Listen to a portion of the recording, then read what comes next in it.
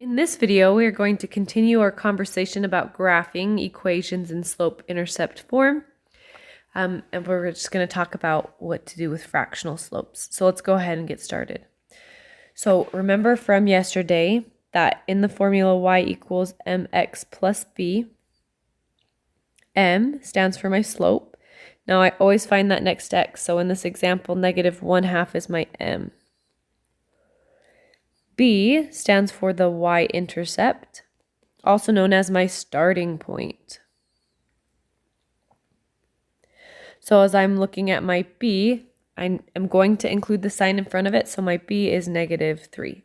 So what does that tell me?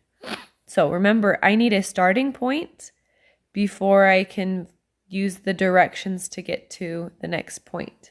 So starting point is going to start on my y-axis, so I'm going to go from my origin, which is here, I'm going down to -3 on my y-axis. So I'm making my dot at -3. If you will do that as well.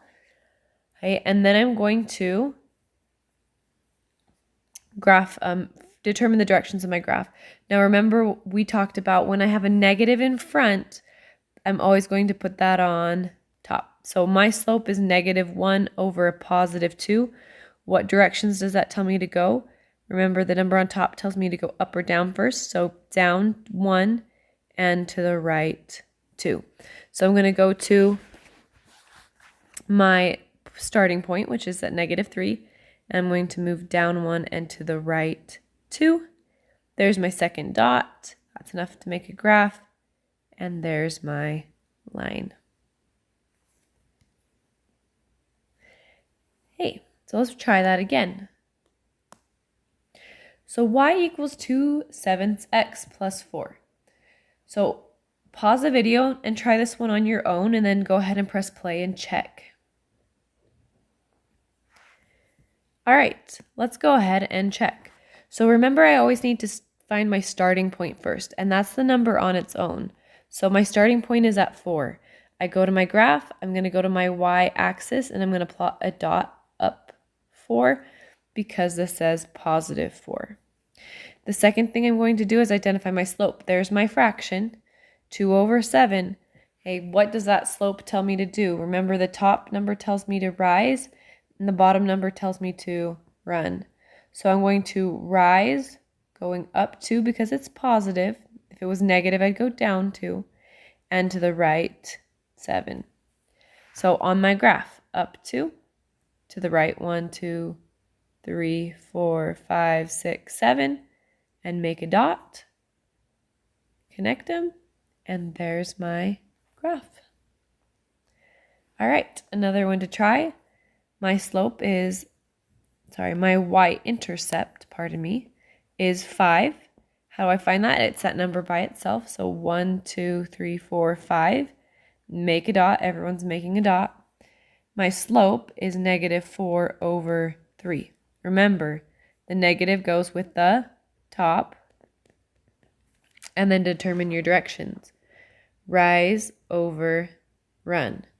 -4 tells me to go down 4 instead of up, because negative is a downward direction. And 3 is positive, so I'm going to move to the right. So my slope is going to tell me to go down 4. 1, 2, 3, 4. And to the right 3. 1, 2, 3. Make a dot, and I have my graph. All right, let's try one more. So y equals 4/5 x minus 6. So where is my starting point going to go? Remember, to find that, you find the number that's by itself. So -6. I'm going to plot that point. Down 1, 2, 3, 4, 5, 6 at -6. I need a starting point, and then I can use the slope to use directions to get to my next point. So 4/5 is my slope. It has a rise and a run. Remember, rise is up and down, so since 4 is positive, I'm going to go up 4, and since run is positive, I'm going to go to the right 5, and I'm going to count my spaces. So 1, 2, 3, 4 of a rise, and 5 of a run to the right, going back to where I left off. 1, 2, 3, 4, 5. Make a dot and graph it. Put those 2 dots on there and connect them with my line and my arrows.